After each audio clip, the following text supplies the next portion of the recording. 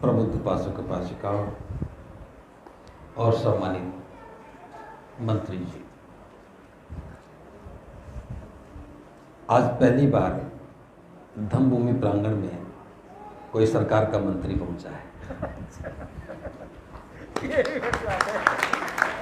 2004 में इसकी नींव रखी थी और जनवरी 2005 में निर्माण शुरू किया और 2006 से यहाँ स्कूल का संचालन हुआ। 9 साल तक स्कूल चला, श्रामणेर बच्चे पढ़ते थे। 9 साल के प्रयासों के बाद पता लगा कि हमारा तरीका गलत था। जिस मकसद के लिए हम श्रामणेर बना रहे थे वो मकसद पूरा नहीं हो रहा था। मुझे भी लगने लगा कि मैं तो स्कूल में ही बंद कर रह गया, एक मास्टर बनने के लिए नहीं निकला। तो 2013 में मैंने धम्मभूमि छोड़ दी थी। 2014 में नौकरी छोड़ी और फिर मैं बाहर चला गया, स्कूल बंद करना पड़ा। 2013 में IAS अकेडमी शुरू की, साधन अभाव में उसे भी विराम देना पड़ा। तो थोड़ा और ज़्यादा ये केंद्र धम्म के लिए काम करता रहा, प्रशिक्षण चलते रहे, बच्चे भी सेल्फ स्टडी के लिए यहाँ आते रहे और पढ़ते रहे। अभी पिछले 1.5 वर्षों से तो केवल लॉकडाउन ही चला है। थोड़ी सी फुर्सत मिली, सोचा कि कोई कार्यक्रम करना चाहिए। तो मौसम भी था, जरूरत भी थी। पूरे देश के लोगों ने ऑक्सीजन की किल्लत को महसूस किया। तो एक परमानेंट समाधान के रूप में हमने सोचा क्यों नहीं हम रुख रोपण कार्यक्रम से शुरुआत करें। आप सोच रहे होंगे मैं रुख क्यों बोल रहा हूं। पाली भाषा में पौधे को, पेड़ को रुख बोलते हैं और राजस्थान में तो आज भी कहते हैं ये रुखड़ी खड़ी है, रुख खड़ा है। बड़े बूढ़े भी रुख बोलते थे। तो हमें अपनी विरासत की ओर लौट कर चलना चाहिए। तो हम भले पौधारोपण बोल रहे हैं लेकिन हम उसे लिखित में रुख रोपण ही कार्यक्रम कर रहे हैं। आप भी पेड़ को रुख कहना शुरू करें तो लगता है कि हम अपनी विरासत के निकट हैं। एक दूसरा और मकसद भी है, क्योंकि समय संक्रमण का है, सारा देश कोरोना से संक्रमित है, लॉकडाउन एक बड़ी समस्या है। फिर भी हमें अपनी विरासत को समझने और जानने की कोशिश को जारी रखना चाहिए। बहुत दिनों से हम देख रहे थे कि हम बौद्ध भी बन गए, लेकिन बौद्ध के रूप में हमारी पहचान क्या है? जब हम सोकर के उठते हैं और सारा दिन भर जो भी क्रियाकलाप करते हैं, रात को सो जाते हैं, उस सारे 24 घंटे के इस चक्र में एक भी कोई ऐसी बात है जो ये बता सके कि हम बौद्ध हैं? अगर नाम के पीछे बौद्ध लिखा हो तो एक अलग बात है। आपको एक परिचित व्यक्ति मिलता है, आप नमो बुद्धाय जय भीम बोल देते हैं तो एक अलग बात है। खाना खाने से लेकर के कपड़े पहनने, चलने, अभिवादन करने, कोई भी काम हम करते हैं, क्या उस सब में हमारी कोई पहचान है कि हम बौद्ध हैं? ये बात बहुत महत्वपूर्ण थी और हमें परेशान भी कर रही थी कि बौद्ध तो बन रहे हैं, दिख नहीं रहे हैं। इसलिए बौद्ध दिखने चाहिए। बौद्ध बने भी, बौद्ध लिखे भी, लेकिन दिखे नहीं। और दिखता किससे है? व्यक्ति दिखाई देता है उस धम्म की प्रतीकों से कि हमारे घर में, हमारे शरीर पर, हमारे वस्त्रों में हमारे पास कौन से प्रतीक है जो धर्म की पहचान स्थापित करते हैं? तो प्रतीकों से पहचान होती है। एक पहचान होती है परंपराओं से। हम किन परंपराओं को मानते हैं जो हमारी पहचान स्थापित कर सके। पहचान होती वेशभूषा से। पहनावा बताता है कि हम किस परंपरा को मानने वाले व्यक्ति हैं। पहचान होती है उत्सवों से। उत्सव, बौद्धों के क्या उत्सव हैं? 14 अप्रैल आई तो भी एक राजनीति सा कार्यक्रम, एक मुख्य अतिथि है, 5-4 वक्ता हैं, टेंट लगा है, कार्यक्रम हो गया, घर परिवार में उसकी कोई चर्चा नहीं। बुद्ध पूर्णिमा आई तो भी वैसा ही। अशोका विजयदशमी आई तो भी वैसा ही कार्यक्रम। अभी तक जो हमने अनुभव किया कि बहुजन समाज के लोग, चाहे वो बौद्ध हैं चाहे अबौद्ध हैं, वो सामाजिक कार्यक्रम तो आयोजित करते हैं, लेकिन एक भी ऐसा उत्सव नहीं है जो हम अपने घर में मना सकें। और जब तक उत्सव घर में नहीं मनेगा, बच्चे, महिलाएं उसमें कभी शामिल नहीं होंगे। और जिस उत्सव में बच्चे और महिलाएं शामिल नहीं हैं, वो कभी आपकी पहचान नहीं बन सकता। किसी भी उत्सव की पहचान बच्चे और महिलाओं से ही बनती है। कार्यक्रम आप चाहे कितना बड़ा कर लें, जब तक घर में पकवान ना बने, जब तक महिलाएं अपनी इच्छा से कुछ अच्छा खाना बना करके ना परोसें, उसकी खुशबू पड़ोसी तक ना जाए और पड़ोसी आकर पूछ ना ले कि बहन जी आज क्या कार्यक्रम है, तब तक उत्सव नहीं मनता।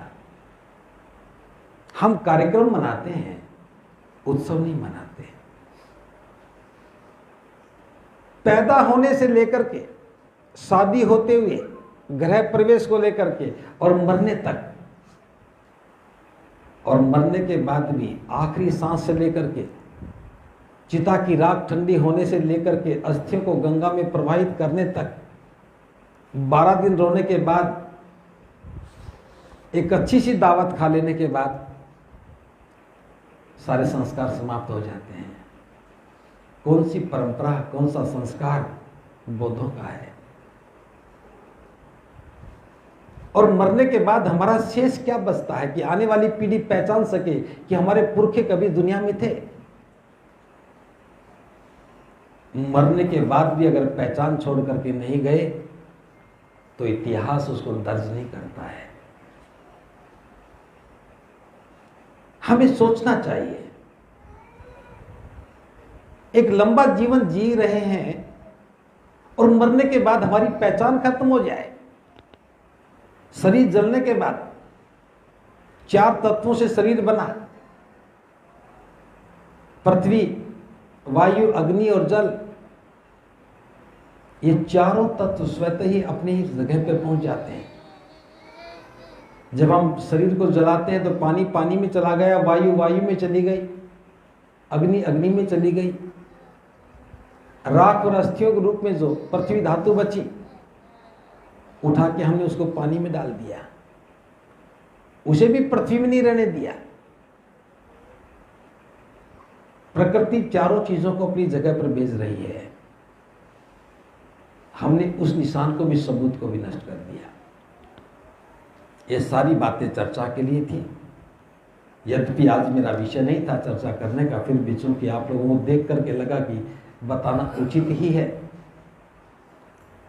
तो जो ये रुख रोपण कार्यक्रम है,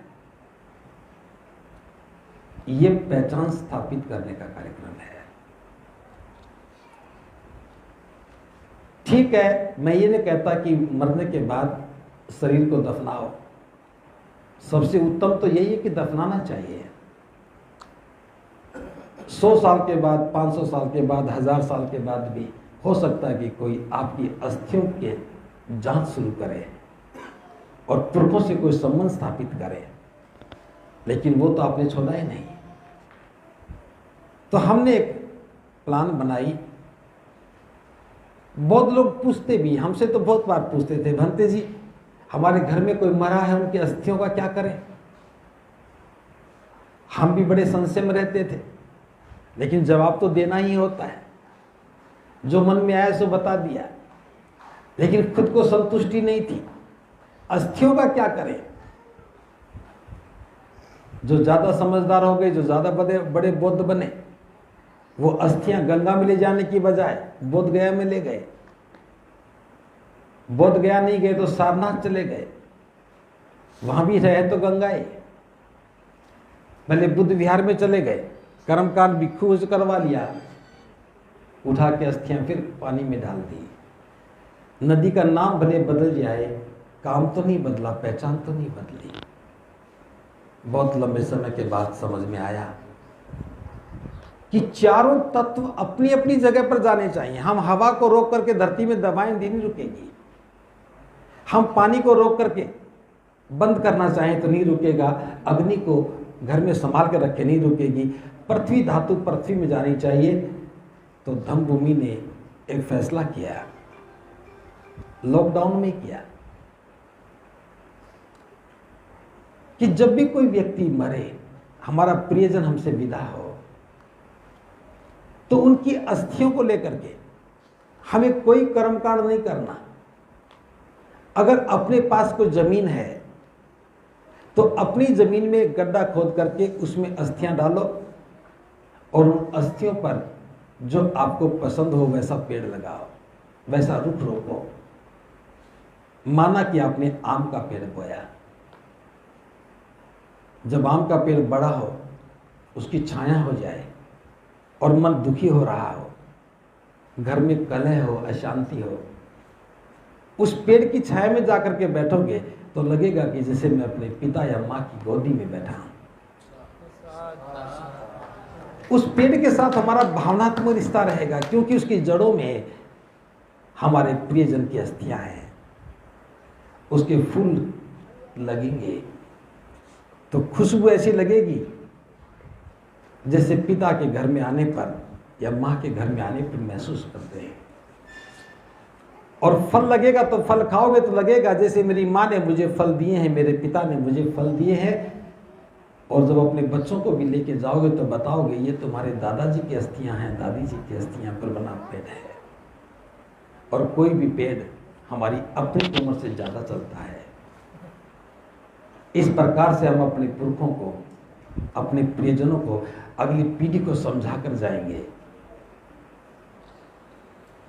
तो ये बात समझ में आई और पूरे देश में हमने आह्वान किया, जब भी कोई प्रियजन आपसे जुदा हो तो अस्थियों को कहीं लेकर के मत जाओ। या तो अपनी जमीन में उनको दबा करके पेड़ लगाओ। अपने पास जमीन नहीं है तो चिंता मत करो, सरकार की बहुत जमीन बची पड़ी रहती, वहां जाके लगा दो। अगर वो भी नजदीक ना हो तो सड़क के किसी भी किनारे पर अच्छी जगह देख करके वहां पेड़ लगाओ और उसकी रखवाली करो। जब तक वो पेड़ रहेगा, वहां से गुजरोगे तो प्रतिपल अपने प्रियजन की स्मृति आपके साथ रहेगी। अगर ऐसा ना करो तो धम्मभूमि का प्रांगण आपके पास है, अस्थियां लेकर के आओ और गड्ढा खोदो, वहीं अपना जो चाहे पेड़ लगा जाओ। यहां 2 पीपल के पेड़ तो उन्हीं अस्थियों पर हैं और वो परिवार यहां आता है, पेड़ के दर्शन करता है, बड़ा खुश होता है। पिछले दिनों एक पेड़ लगाया, पीपल का पेड़ था, सूख गया।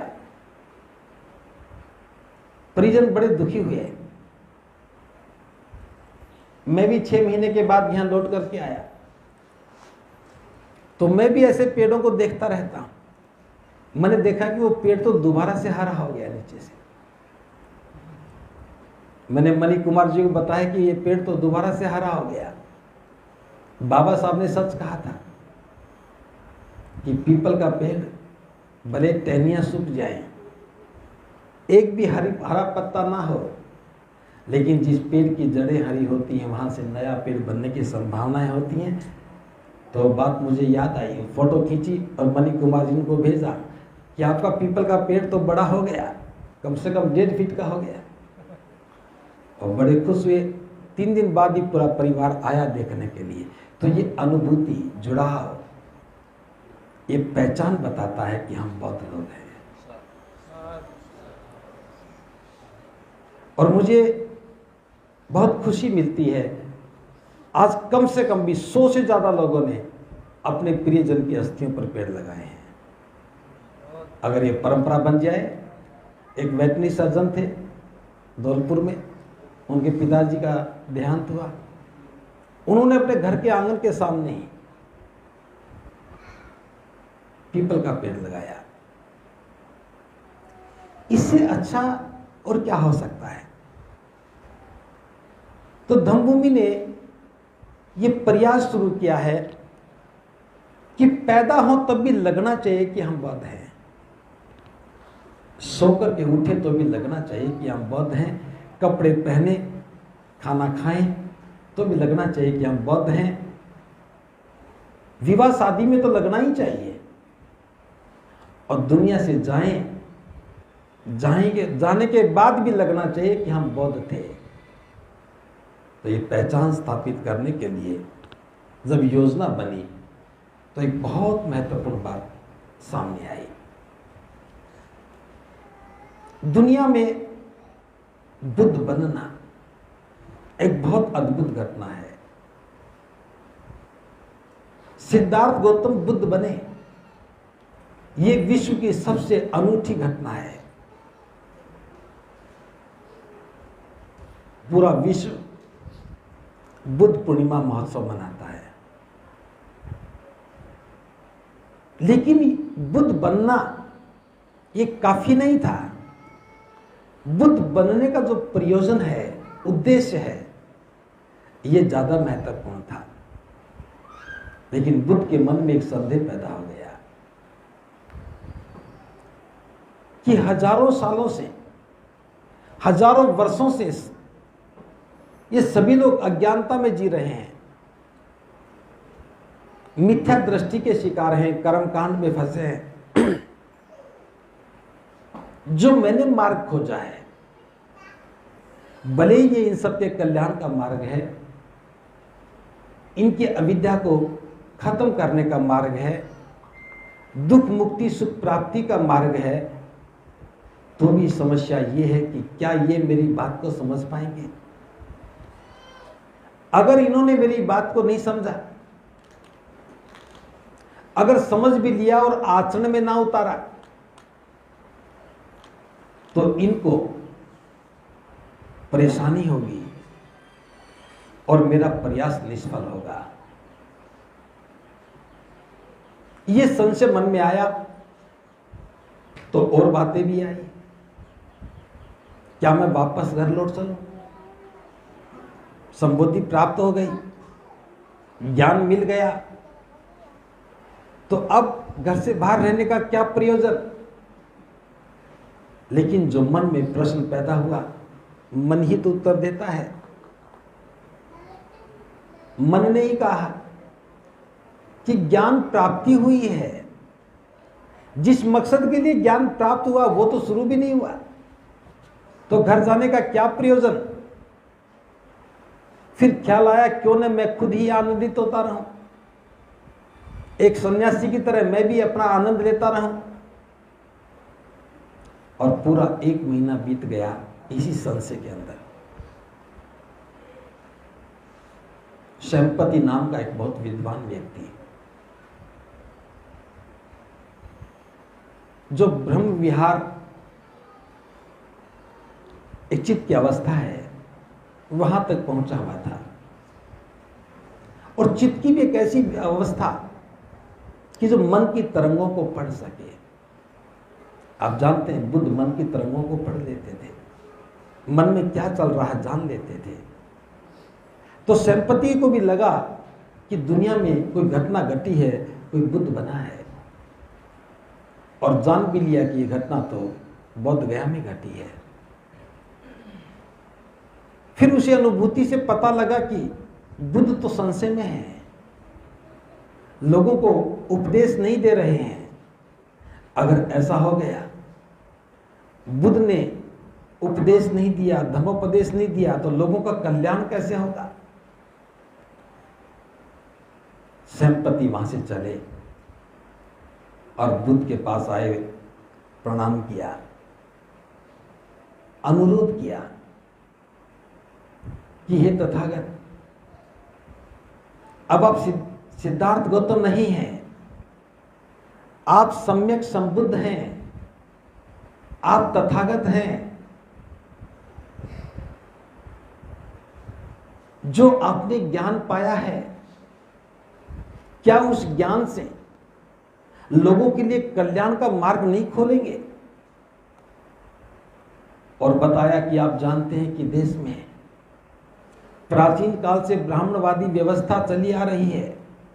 एक ब्राह्मणी धर्म है जिसमें लोग कर्मकांड में उलझे हुए हैं, अज्ञानता में जी रहे हैं, अविद्या के शिकार हैं और वो पतित हो रहे हैं। अगर आपने उनको धम्मोपदेश नहीं दिया तो निश्चित रूप से उनका जीवन नष्ट हो जाएगा। हे तथागत, आप प्रज्ञा के उच्च शिखर पर बैठे हैं।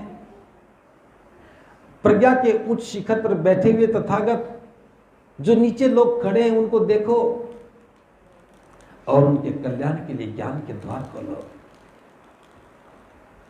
सेनापति ने अपने शब्दों में बुद्ध से अनुरोध किया। बुद्ध ने कहा कि हे सेनापति, अगर मैंने अभी तक धम्मोपदेश देने का जो निश्चय नहीं लिया, इसके पीछे और कारण नहीं है। मैंने तो उस तपश्चर्या को देखा है, कष्टों को सहा है, मैं जानता हूं लोग कष्ट में हैं, उनका कल्याण होना ही चाहिए।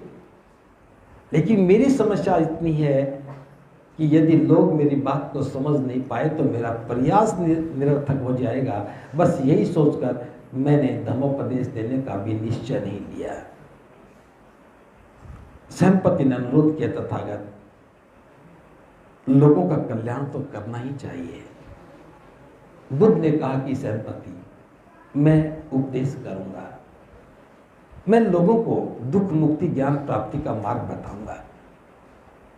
इतना कहा तो सेनापति बहुत खुश हुआ, बुद्ध को प्रणाम किया, प्रदक्षिणा की और वहां से विदा हो गया। और बहुत खुश होकर के मार्ग में घोषणा करता हुआ गया कि हमारे तथागत ने दुखों का कारण जान लिया है और उन्हें उनसे मुक्ति का उपाय भी ज्ञात है। बुद्ध उन्हें सुख प्रदान करेंगे जो दुख से पीड़ित हैं। बुद्ध उन्हें शांति प्रदान करेंगे जो युद्ध से त्रस्त हैं। बुद्ध उन्हें साहस देंगे जिनका दिल टूट चुका है, जो पददलित हैं और जो पीड़ित हैं। बुद्ध उन्हें विश्वास और आशा प्रदान करेंगे। अब सेनापति ने उन सब लोगों को एक उम्मीद जगाई, चाहे कोई दुखी है, पीड़ित है, न्याय से त्रस्त है, युद्ध लड़ रहा है, दिल टूट चुका है, पददलित है, जिसको जो चाहिए वो बुद्ध से मिलेगा। सेनापति ने कहा कि बुद्ध का धम्म है, ये सधम्म है। जो भूखे हैं वो भूख मिटा लें, जो प्यासे हैं जो प्यास मिटा लें, थके हैं वो विश्राम पा लें, जो अंधकार में वो प्रकाश पा लें, जो उदास हैं वे खुशी मनाएं। क्योंकि बुद्ध के धम्म में मैत्री है जो असहाय लोगों को अपना बनाती है, जो बेसहारा हैं, जिनका कोई सहारा नहीं है, उनको अपना बनाने की उत्कृष्ट इच्छा पैदा करती है। बुद्ध के धम्म में मैत्री है। बुद्ध का धम्म न्याय पर आधारित है और बुद्ध का उद्देश्य इस पृथ्वी पर सधम्म का साम्राज्य स्थापित करना है। सधम्म का साम्राज्य, सधम्म का मतलब है निर्मलता का साम्राज्य। ये कोई व्यक्ति, कोई प्राणी दुखी ना हो, सबका चित्त निर्मल हो, समता हो, मैत्री हो, बंधुता हो, स्वतंत्रता हो, न्याय हो। कितना बड़ा उद्देश्य बुद्ध का था। और सेनापति ने इतनी बातों में जान लिया कि बुद्ध का उद्देश्य क्या है, और कहा कि बुद्ध का धर्म तर्क का पथ है। यहां तर्क के लिए मार्ग खुला है। बिना तर्क किए, बिना जाने स्वीकार करने की आवश्यकता नहीं है। और पूरे विश्वास के साथ कहा, बुद्ध का सधम्म सिद्धांत सत्य है, संपूर्ण सत्य, सत्य के अतिरिक्त कुछ और नहीं, केवल सत्य ही सत्य। इतने विश्वास के साथ जब वो कोई बात कही जाती है तो लोग स्वीकार कर लेते हैं। जो लोग अज्ञानता में थे, जो भयभीत रहते थे, जो दुखों से पीड़ित थे, वो चर्चा करने लगे, तर्क करने लगे, बातें करने लगे कि बुद्ध के दर्शन से क्या होने वाला है, बुद्ध का धम्मोपदेश सुनने से मेरा कल्याण कैसे होने वाला है, दुख मुक्त कैसे हो जाऊंगा, सुख कैसे मिलेंगे। सेनापति ने कहा कि बुद्ध अज्ञानता से बाहर निकलने का धम्मोपदेश करते हैं। वे करुणा और मैत्री की शिक्षा देते हैं। वे भाईचारे और बंधुता की धम्मोपदेश करते हैं। जीवन का ऐसा कोई पहलू नहीं छोड़ा जहां कोई उम्मीद अधूरी रह जाए। तो सेनापति की इस घोषणा ने लोगों के अंदर एक उत्साह पैदा किया कि बुद्ध होना बहुत बड़ी घटना है, बुद्ध का उपदेश सुनने से मेरे कष्ट दूर हो सकते हैं। जो बुद्ध की चिंता थी सेनापति ने दूर कर दी, जो बुद्ध के संदेह थे सेनापति ने दूर कर दिए, और लोग ललायित हो गए बुद्ध को देखने के लिए, बुद्ध को सुनने के लिए। और जब बुद्ध ने धम्मोपदेश करना शुरू किया तो सारे लोग बदलते चले गए, और भारत में तो धम्म का साम्राज्य खड़ा ही हो गया। फिर भारत के बाहर भी आज बुद्ध के हुए 2500 से ज्यादा वर्ष हो गए, लेकिन बुद्ध के धम्म का साम्राज्य आज पूरे विश्व में नजर आने लगा है। हम में से किसी ने बुद्ध को नहीं देखा, लेकिन क्या इससे ज्यादा बड़ी अनुभूति कोई समझ सकता है कि जैसे आज ही बुद्ध हमें पढ़ा रहे हों, आज ही बुद्ध हमें बता रहे हों, आज ही बुद्ध हमें समझा रहे हों, आज ही बुद्ध हमें मार्ग दिखा रहे हैं। तो सेनापति एक बहुत अद्भुत पात्र है धम्म के अंदर। बहुत सारी पुस्तकों में सेनापति का ज्यादा जिक्र नहीं है, लेकिन बाबा साहब डॉक्टर अम्बेडकर ने बुद्ध और उनके धम्म में दूसरे अध्याय के दूसरे खंड के दूसरे अध्याय में सेनापति का पूरा जिक्र किया है।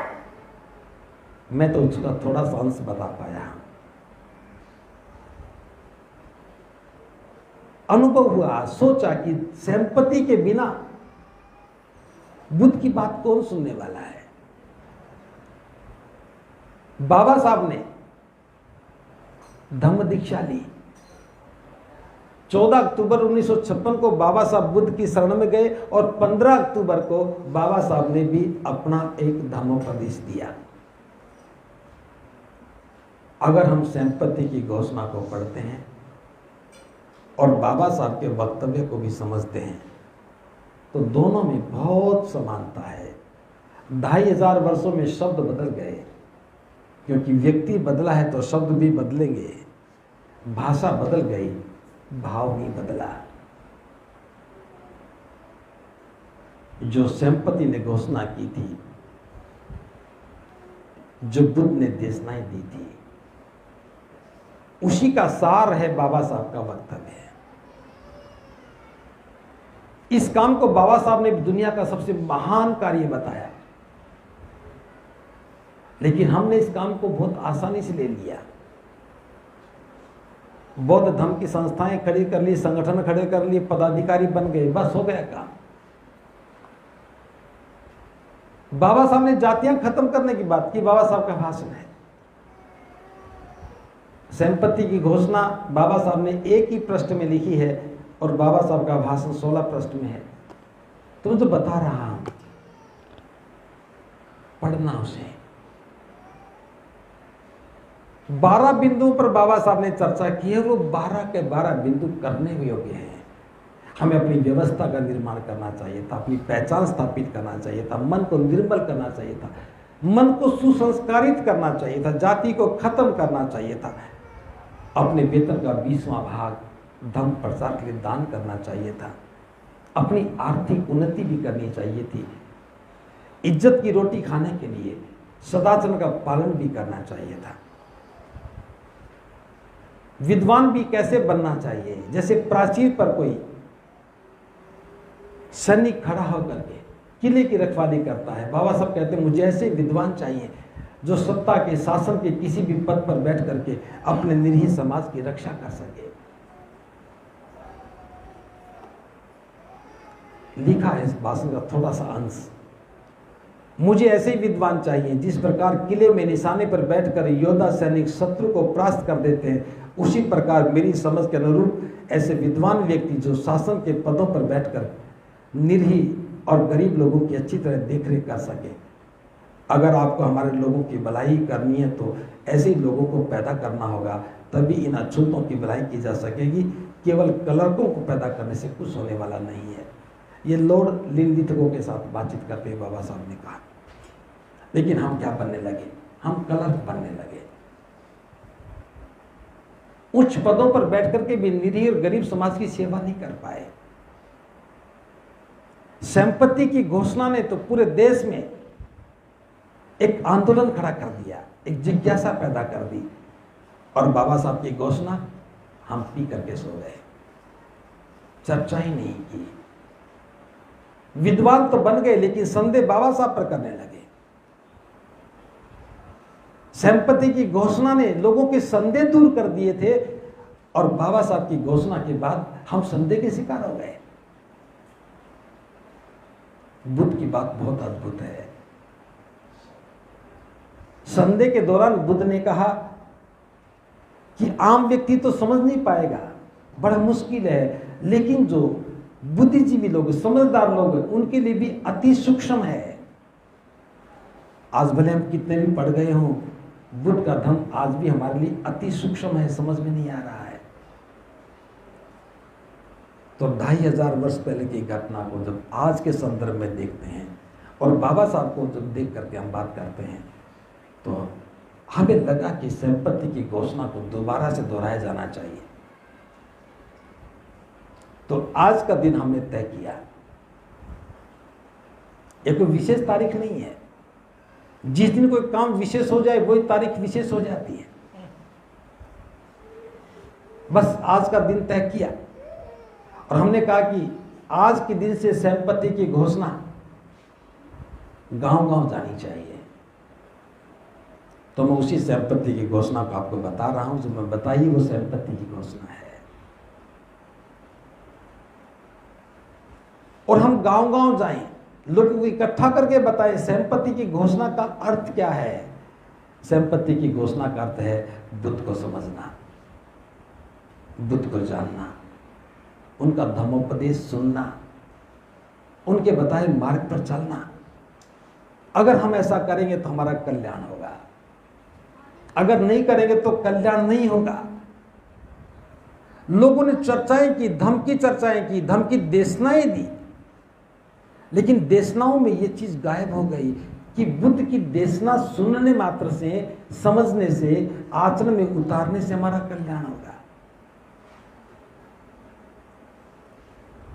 तो हमने सोचा कि बात लोगों तक जानी चाहिए। तो आज से हम पूरे देश में शुरुआत कर रहे हैं संपत्ति की घोषणा की। हरियाणा के 1000 गांव हमने चिन्हित कर लिए हैं जहां संपत्ति की घोषणाएं होनी है। लक्ष्य हमने मात्र 10,000 गांवों का रखा है। आज से लोग काम करने लगे हैं, वेब मीटिंगों के माध्यम से काम चल रहा है। साथ में एक बात और बतानी है, संपत्ति की घोषणा के बाद बताना है कि जब बुद्ध ने स्वीकार किया कि मैं धम्मोपदेश करूंगा, तब बोध गया से चल करके वो सारनाथ में आए और वहां पर 5 परिव्राजकों को पहला धम्मोपदेश दिया। वो दुनिया का सबसे अद्भुत धम्मोपदेश है। बुद्ध ने बताया कि उन्होंने क्या खोजा है, कि हमारे जीवन में दुख है, जो भी दुख है उसका कोई कारण है, जो भी कारण है उसका निवारण है और निवारण के लिए एक मार्ग है। हमारे जो दुख हैं वो एक मार्ग पर चलने से ठीक हो जाएंगे। तो बुद्ध ने पहले धम्मोपदेश में 3 बातें कही। उसके लिए सबसे पहला काम है निर्मलता का पथ। व्यक्ति को निर्मलता के पथ पर चलना चाहिए, जिसमें 5 सील आते हैं। हमें 5 सीलों का पालन करना चाहिए। दूसरा बताया धम्म प्राणता का पथ। धम्म प्राणता का पथ है मिडिल पाथ, मध्यम मार्ग, 2 अतियों के बीच का मार्ग। ना तो काया क्लेश में जीना है और ना भोग विलास में जीना है। भोग विलास और काया क्लेश को छोड़ करके उनके बीच में जो मार्ग है उस पर चलने से ही निब्बान का द्वार खुलता है। निब्बान का मतलब है परम सुख का द्वार खुलता है। ये 8 कदमों वाला, 8 चरण वाला मार्ग है, जिसमें सम्यक दृष्टि है। सम्यक दृष्टि का मतलब है अविद्या का नाश करना। सम्यक संकल्प है। सम्यक दृष्टि और सम्यक संकल्प मिलकर के बुद्धि निर्मल हो जाती है और बुद्धि का निर्मल होना ही प्रज्ञा है। तो पहले चरण में 2 बातें हैं। प्रज्ञा में 2 बातें हैं, सम्यक दृष्टि और सम्यक संकल्प। फिर है सील। सील में 3 बातें हैं। हमारी वाणी सम्यक होनी चाहिए, हमारा व्यवहार सम्यक होना चाहिए और हमारी आजीविका सम्यक होनी चाहिए। आजीविका का मतलब है कि हमारी आजीविका से किसी को कोई कष्ट ना हो। और तीसरा चरण जो है वो समाधि का है। समाधि में भी 3 बातें हैं। सम्यक व्यायाम। सम्यक व्यायाम का मतलब चित्त का व्यायाम, चित्त को निर्मल करने का व्यायाम, मन के विकारों को दूर करने के लिए अभ्यास। सम्यक स्मृति का मतलब है सतत जागरूकता। हम जागरूक रहने का अभ्यास करें ताकि चित्त की निर्मलता को समझा जा सके, गलतियों को जाना जा सके। और आखिरी है सम्यक समाधि। सम्यक समाधि का मतलब है चित्त की निर्मलता की एक अवस्था जहां लोभ, द्वेष, आलस्य, अनिश्चय और संशय खत्म हो जाते हैं। बुद्धि निर्मल हो जाती है, कोई विकार रहता नहीं है। तृष्णा से, वासना से हम मुक्त हो जाते हैं। ये यद्यपि एक अस्थायी व्यवस्था रहती है, कोई भी व्यक्ति पहुंच सकता है, लेकिन टिके रहना थोड़ा मुश्किल है। अभ्यास करने के बाद व्यक्ति समाधि में टिक भी जाता है। तो बुद्ध कहते हैं यहाँ पहुंचने के बाद निब्बान का मार्ग खुलता है। और तीसरा है सील का पथ। सील के मार्ग का मतलब है 10 पारमिताएं। तो ये पहला धम्मोपदेश था। जिसने पहले धम्मोपदेश को समझ लिया उसका तो कल्याण ही हो गया। और हमें यही चाहिए, लोगों का कल्याण ही करना है। तो लोगों को बताना है कि आषाढ़ मास की पूर्णिमा को, जो भी 24 तारीख को आने वाली है, उस दिन सभी को अपने घर में धम्म चक्र प्रवर्तनाएं मनाना है। क्योंकि दुनिया में पहली बार धम्म का जो पहिया है वो घूमने लगा। धम्म चक्र प्रवर्तनाएं मनाना है। और कैसे मनाना है इसको भी समझना है। धम्म चक्र प्रवर्तनाएं मनाने के लिए कोई भी उत्सव मनाते हैं, वे पानी को बंद कर प्लीज। कोई भी उत्सव मनाने के लिए घर में पकवान बनना चाहिए। अब बात यह है पकवान भी क्या बनाएं। इस इसके अंदर भी हमारी पहचान होनी चाहिए, और हमारी पहचान ये बताए कि अगर ये बना है तो बौद्ध ही होगा। हम यहां बैठे हैं, ये इस्लाम के मानने वालों का गांव है, और हमें पता होता है कि मीठी ईद को क्या बनेगा और बकरीद को क्या बनेगा। मीठी ईद जब होती है तो हमें भी भोजन मिलता है। बुद्ध भी जब उत्सव मनाए तो क्या बनाए? तो पहली बात तो हमें पायस तो बनानी ही चाहिए। पायस का मतलब खीर, क्योंकि सुजाता ने पायस बनाई, सिद्धार्थ ने खाई और सम्यक संबुद्ध बन गए। बुद्ध ने अनेकों बार इसका महिमा मंडन किया। सुजाता ने भी जो 8 वर मांगे थे बुद्ध से, उसमें एक बात तो ये भी थी कि तथागत मुझे अनुमति दे कि सावर्थी में आने वाले प्रत्येक भिक्षु को मैं पायस का दान करूं। तो कोई भी उत्सव हो, प्रत्येक बौद्ध व्यक्ति को पायस तो बनानी ही है, लेकिन पायस से बात नहीं बनती। तो हमने खोजना शुरू किया कि अतीत में हम क्या खाते थे, क्या बनाते थे। क्योंकि मैं हरियाणा का रहने वाला हूं, जब भी घर में कोई उत्सव होता था तो खीर और चूरमा ही बनाते थे। उत्तर प्रदेश में इसे मलीदा बोलते हैं, राजस्थान में मलीदा बोलते हैं, दिल्ली वाले तो सब कुछ बोलते हैं, है जी। आप उत्तर प्रदेश से होंगे तो मलीदा बोलेंगे, हरियाणा से होंगे, दिल्ली में गए होंगे तो चूरमा बोलेंगे।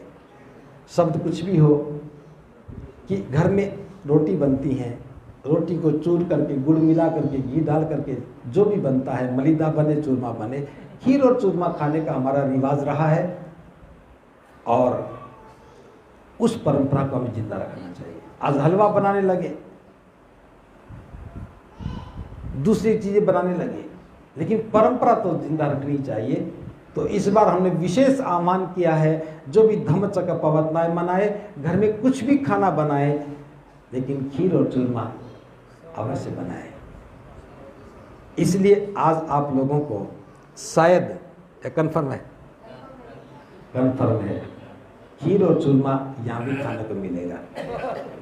और हमने तो घोषणा कर दी, चाहे 1 लाख लोगों का भी कार्यक्रम होगा तो खीर चूरमा अवश्य बनेगा। खीर नहीं बोलते हम, पायस बोलते हैं, लेकिन समझाने के लिए मैं बोल रहा हूं। तो आप भी घर में जब बनाओ 24 तारीख को, तो पायस और मलीदा